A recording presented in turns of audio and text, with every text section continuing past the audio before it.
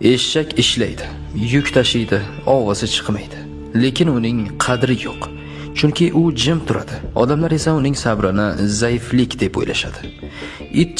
It kuzatadi, himoya qiladi, sadoqatlidir.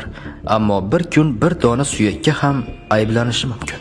Odamlar uning sadoqatini manfaat deb tushunishadi.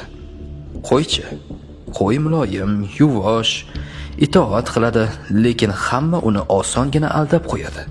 Odamlar uning jimligini aqlsizlik deb o'ylashadi. Odam ham eshakdek ishlaydi. Itdek sadoqatli, qo'ydek itoatli bo'ladi. Ammo oxirida yo aldanadi yoki butunlay unutiladi. Chunki bu dunyo na mehnatga, na sadoqatga, na begunohlikka qadr beradi. Faqat ko'rinayotgan narsaga ishonadi. Faqat o'ziga mos kelganiga hurmat ko'rsatadi.